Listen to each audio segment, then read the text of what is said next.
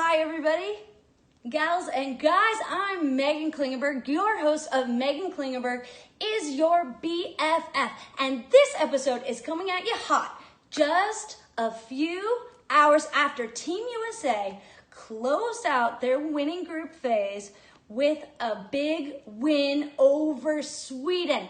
Let's take it all the way, let's go!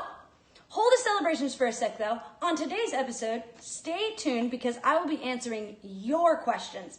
Thank you to my BFFs who are watching, sharing, and leaving questions. I'll answer a few later today and would love to answer more. So please, please, please, please retweet this bad boy on Twitter so we can share it with more BFFs.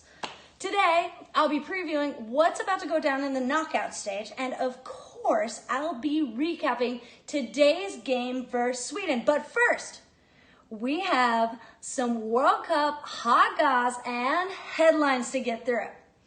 All right, good. I said we're going to pause on the USA celebrations, but we do have someone else to give a little bit of celly to, and that is the Brazilian badass Marta.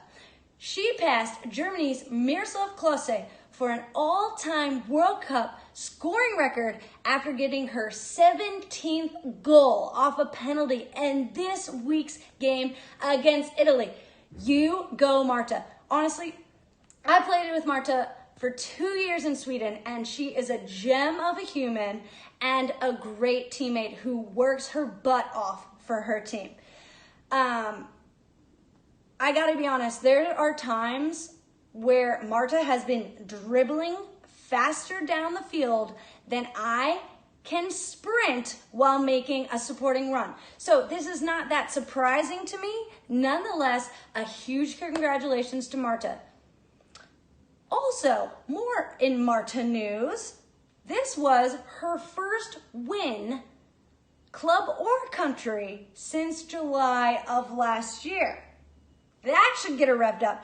Rock on with your bad self, Marta. Snaps for you. You go.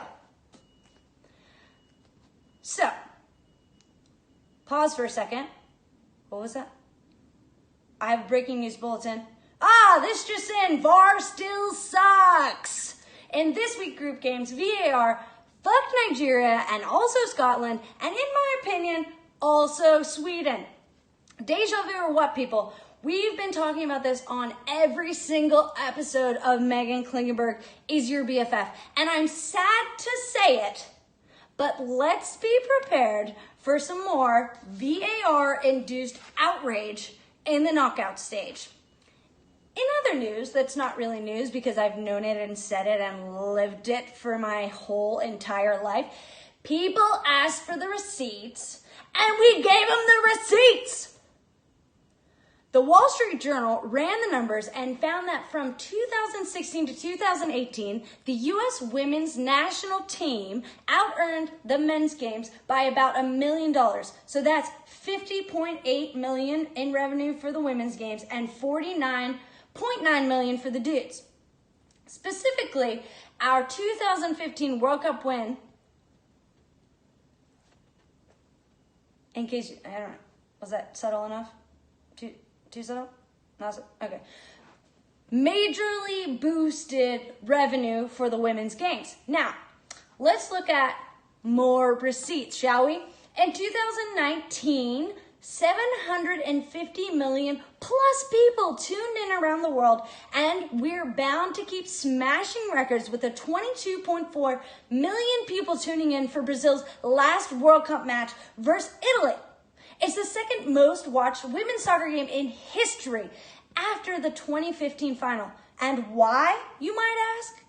This year is the first time ever that Brazil's main TV channel, Globo, is airing the Women's World Cup. Crazy, I know. Warning. And don't say that I didn't warn you. A rant is coming, people. Sit down, dig in, and prepare for some truth to be spoken. I'm seriously tired of people saying that women's sports aren't interesting. Clearly, they are pretty damn interesting to a lot of fans. And now that we have established that there's interest in women's soccer, let's discuss next steps. I think we need to do two big things to keep accelerating the momentum that has, quite frankly, built up organically. Because God knows that FIFA isn't the organization that's drumming up interest in the women's game. So, first, let's understand and market smartly to local fans. Investment on marketing needs to happen in strategic and innovative ways. As men's sports become more international and fan bases become more global, arguably they lose that community feeling, that feeling of this is my team, this is my fandom. I connect with all of these people because we so care about the outcome of this game and this city and this town. People lose that connection as the community gets bigger. It's why people love college sports so much. You might be 30 years removed from UNC or, might I even dare say, Duke, and still love the university because you feel a part of that community. And therefore, because you feel a part of that community, you want to continue watching those players and watching those teams and rooting on your college in all of its glory. It's one of the same reasons why Portland loves the Thorns so much. The Thorns have done an amazing job creating community around the team. The Riveters are one of the very best sports fandoms in the entire world, in my opinion. And what's so cool about it is that anyone can go scream your face off and sing along to all of the chants, as long as you're wearing red, and still feel a huge part of this community. People go to these games because they want to watch really incredible soccer. They want to watch world-class athletes in their sport, but also they want to drink beer with their buddies. They want to talk shit about the opposing team, the enemy that's coming into their stadium, and they want to chant in sync. Everybody wants to do that. Of course, you feel like part of a family when you're there. It's something that makes this so special, and we need to be able to take that and replicate it around the world. Let's look to what we've done in Portland. It's not necessarily that the city just loves soccer. It's honestly about the community. Colleges have been doing this for years. Let's take that model and let's use it for other women's clubs around the globe. Honestly, if you were like, let's just say alien species have taken over the planet and they beam down and they end up at a Thorns match and they end up at a Timbers match, the aliens aren't going to go, wow, women's sports. No, they're going to go, wow, sports. Because arguably the atmospheres are almost exactly the same. Of course, the Thorns have their own culture and their own cheers and their own legacies, and same with the Timbers. But if you beamed in, you probably couldn't tell that it's women playing versus men playing. That's what's so cool about Portland. It's the atmosphere. It's the culture. I can't drive this point home enough. Sports industry, please take notice.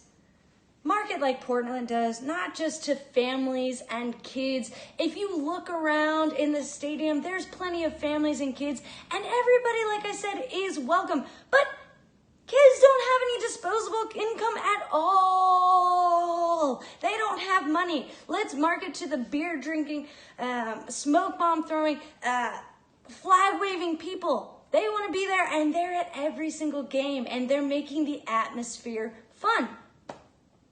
Secondly, my second big point, please, let's expand the World Cup. And on top of that, let's make sure that there's interesting programming outside of World Cup years. Listen, I know some people are probably like, well, there's already teams that shouldn't be at the World Cup. But I'm like, no. There was one blowout in the entire group stage. It was Thailand versus USA, and there is not one other team that had been blown out in group stage. Teams are ready for it. Let's give them an opportunity. If you take a look at Italy, if you take a look at Argentina, if you take a look at both African teams, Cameroon and Nigeria, they made it into they're doing amazingly well for this World Cup. I think that if there's more opportunity to gain a place into the World Cup, then there will be more money that is invested in the development of countries' women's sides. Because if there's more room, if there's more space, then we're able to get more teams to invest money so they can take up those slots. Not rocket science there, people. Let's just take a really quick look at Italy. What's so cool about them is that their Serie A sides on the men's started investing more money into their women's clubs and their women's programs. They have not qualified for the last 5 Women's World Cups. And in this one, the time right after they started investing, they made it into the knockout round. Now, if that doesn't tell you something, I guess 2 + 2 doesn't equal 4 then.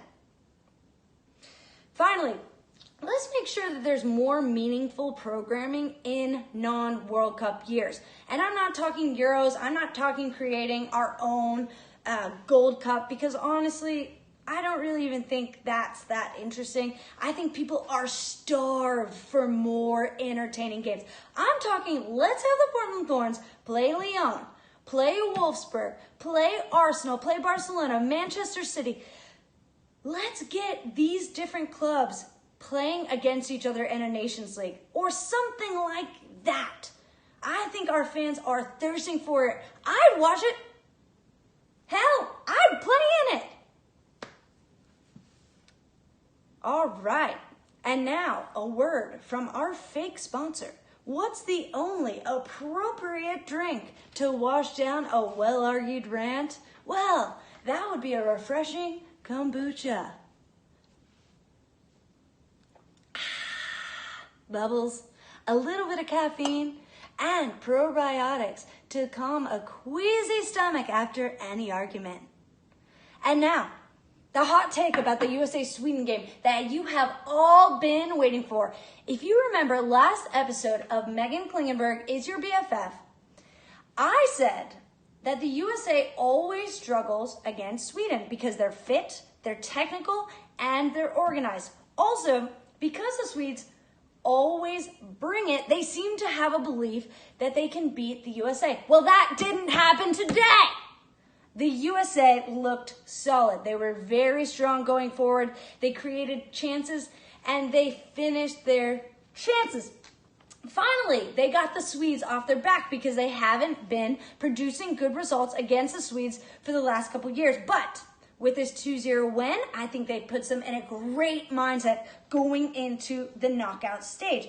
That being said, I'm still disappointed that was not an offside call against the USA on Carly Lloyd right before Tobin Heath's goal. As much as I want the USA to score and win and kick ass, that is a bullshit rule that needs to be changed and needs to be acknowledged that isn't right. USA has been impressive. They have broken a few records. USA has now scored 18 goals, which breaks the record for most in a group stage, men's or women's. So, what now, you may want to know? The group games are done as of now. Looking ahead to the knockout round of 16, we'll discuss power rankings, predictions, and first, games I'm pretty pumped to watch. First, Netherlands versus Japan. I also watched Netherlands this morning play against Canada. First of all, snaps for Stinky. Love it. 3 more goals. Let's go. You can get them in this World Cup, Stinky. I want to see it. But Netherlands did look really, really strong. And I keep saying this, they seem to have a bunch of grit. They seem to have this mentality, this tenacity that's like, we might go down, we might tie, but it doesn't matter because we're coming back. And that's what they did against the Canadians, who are not an easy side to play against. So I'm looking forward to that one, Netherlands versus Japan. Also, Norway versus Australia. not only do I have a bunch of teammates playing for Australia, so it'll be incredibly interesting to see how they do. I'm rooting them on, but Norway is a great team. And I think we haven't seen the most of their quality yet, only because they've been playing against France, which is arguably one of the top 2 teams in this tournament. So I'm excited to see where they are at. I want to know how they're going to stack up against Australia, because I think they can go far. So I'm keeping an eye on that one. Also, say what you want about the group stage being too forgiving to third place teams, but I say that it makes sure that every powerhouse in soccer is in the knockout round, which makes for pretty fascinating knockout stage. Cheers to every single team that we want to watch being in the knockout round. All right, before we move on, first, let's give a shout out to Cameroon. Did anybody see that literally last second goal to come back and put them into the group stage? That was amazing. Those are moments that I live for in this World Cup, and I just want that to happen in almost every game, because it's just so fun to watch. Second, major props to Nigeria, also Cameroon. This is the first time that African teams have advanced, 2 African teams have advanced to the knockout stage, which gives a little bit more credence and makes my argument and rant a little bit more important from before. So props to you, and also props to giving some support to me. Thank you very much, Cameroon and Nigeria. Okay, so I've written out my power rankings here. Boom. Let me bring it in. First, I have USA, because I was a little bit more high on France at the beginning of the tournament because they looked stellar coming in. But with this win over Sweden, I feel that USA looks really solid. They're going to be tough to break down. Second, France. They're just a tough team. France in front of all of their fans. I mean, that's just something that you can't root against. They have to be second. England in third, and Norway in fourth, only because one of their very best players, Hansen, was injured in their last game. Hopefully she comes back pretty soon. As you all know, I'm very stoked about Netherlands. I want to put them higher, but I just feel like these teams have this mentality that is going to be so hard to break. I hope that Netherlands bumps up to 3, because I think they have the potential. But right now they're sticking at 5. Coming in 6, 7, 8, we got Germany, Canada, and Italy. I love them. They're going to surprise so many more people. Do not count them out. Finally, we have Australia, Japan, Brazil, the 3 teams that I have been, I thought they would do a lot better coming to this World Cup, but they have been unimpressive so far. Same with Spain. I mean, it's like they forget to shoot sometimes. They do all of the work. They get into the box, and then it's like they want to dribble into the goal. No, please shoot, Spain. If you shoot, you will do well. Finally, rounding out the bottom is Sweden, China, Cameroon, and Nigeria. That doesn't mean to say that I don't think that Sweden and these other countries can do good things, but I also believe that if they played 10 times against the United States, they'd probably win 0.5. And now this segment you have all been waiting for. It's a new segment, actually, and we're calling it Dear BFF. Yep, that's right. I'm answering questions from tweeters. First of all, Brianna asks, "Hey, Megan." By the way, love you, Brianna, but Megan's with an H. Thank you. Next time, don't forget it. Question: how will Ellis evaluate Nair's performance in games moving forward? Well, that's easy. If goals go in, she's doing poor. If goals stay out, she's kicking ass. As far as I can tell, Alyssa Nair's kicking ass.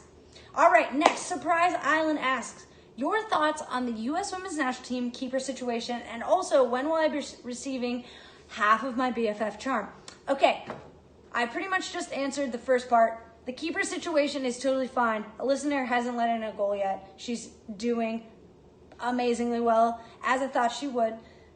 The second part, I really need to talk to. Obviously, I've all been getting more involved in ceramics. So I'm on it. I am creating the other half of the BFF charm. Look for it. Merch is on its way, people. Am I kidding? I'm not sure. We'll see. Next up, Steffamundo. Thank you for sending in your tweet. Here it is. Favorite chants from the North End. So people that aren't watching, the North End is the fan section in Providence Park where the Thorns play. So Steffamundo wants to know what are my favorite chants for the Thorns. And I have to be honest, my favorite chants are definitely at the end when we're chanting about how many goals beyond we are, and when the Thorns go marching in, because I love how it starts really slow with the drums and then it gets faster and faster and more intense and more intense. It just gets me so revved up. All right, next question. Rat, which looks like Rhett, but is spelled R-H-A-T-T, I don't know, asks, what is your impression of the referee performances so far? How about that PK for Brazil? How are the Thorns looking Friday? And there are so many new faces, but it seems to be working well. Okay, Rat, that is a lot of questions to ask, but I will try to do my best here. My impressions of referee performance in the World Cup so far have been fair, but I also believe that with VAR, they should be better. And with VAR, it shouldn't make the game less watchable, which it has, and it shouldn't miss calls, which they have also done. So to me, it's not necessarily about the referees. I actually think they're doing a pretty good job managing the game, managing players, managing fouls. But when it comes to VAR, there needs to be an upgrade. There needs to be a different way of going about it to ensure that we get things right going into these really critical stages where one mistake could change the course of a team's tournament. All right, we got another question from Megan, which has an H, but is spelled M-E-A. Lots of letters, lots of vowels in there. I don't know. Both her moms decided to go for the silent H. It tricks a lot of people. Anyways, Megan asks, I would love to hear your opinion on the local of the final this year, given not only the current political climate, but the size and quality of the stadium and the time slot that was selected. This is in regards to the NWSL choosing Cary, North Carolina, which is the home stadium of the Carolina Courage, for this year's NWSL tournament. Now, I understand all of the implications of North Carolina and their bathroom bill, and how the NBA had pulled, the final from there, and how the recording artists had pulled some concerts from there. But I feel pretty torn about this. Not because I don't think those things are wrong. Of course, I think those things are very wrong. But what I also know is that University of North Carolina is one of my favorite places in the entire world. And anytime that I get to be close to like my heart like that, I feel it's very special for me. But I also know that a lot of our fans are LGBTQ+, and a lot of our fans just believe very strongly that those type of laws, as I do, are not appropriate. And so as much as I wish it would always be in Portland, we have to move it around. And I think with what happened last year and North Carolina not having a home playoff match, this seems to kind of even that out. All right, finally, we got Morgan coming in hot with the pros and cons of being tiny. That's hilarious. Okay, I get made fun of being tiny all the time, but what is the best is when we're taking cross-country road trips every week this year with the Thorn, and this little gal is getting in the middle, getting the window seat, and she has all the leg room. Big pro. The one con, though, is when, you're getting whacked by Dagny Brynjar's at practice because she has, 50 pounds on you and 200 inches. Actually, I'm not sure. She's pretty skinny. After having a baby, she probably weighs less than me at this point. It's ridiculous. Finally, thank you guys for tweeting and watching. This episode is also brought to you by my love for all of you. Oh, how cute. And now for everyone's favorite segment, yellow card, red card, where I give someone a major warning, kick someone out of the game of life, and award someone a point for being awesome. Today, I gotta get a yellow card to the bar in Miami that has been handing out free shots every time the USA team scores a goal. And yes, this is way cool. You're probably thinking, why would she be giving a yellow card for this? But the reason I'm passing out a yellow is because I found out that these are mixed shots. And no one likes a lemon drop. That's a flavored vodka-induced hangover waiting to happen. Not cool. I'm getting a headache just thinking about it. Yellow card for you. This week's lucky recipient of a red card / my wrath is George R.R. Martin. Yes, the writer-creator of Game of Thrones. This disaster of a last season of the show would have never happened if he just finished the books already. Apparently, he has been procrastinating creating a video game. We don't need a video game. We need a good ending to the most epic show on TV of all time. You're out of here. And you get a game suspension. I just added that on. In nicer news, what's with 10-year-olds that are cooler than me? This episode's golazo goes to 10-year-old Selah Schneider. Sorry if I said that wrong. Who became the youngest person to climb Yosemite's El Capitan. What the hell, Selah? You rule. That's it for today's episode of Meghan Klingenberg is your BFF. We have ranted, we have recapped, we are really pumped for the knockout round and the US's next game. And now that we've entered the stage, stay tuned on Instagram and stay tuned on Twitter, and I'll tell you when the next episode is. This has been amazing. Remember, please retweet us. Please send me questions, topics, Instagrams. Use the hashtag MKIsYourBFF. This has been an absolute blast. I love doing it. I'll be back next week. Bye.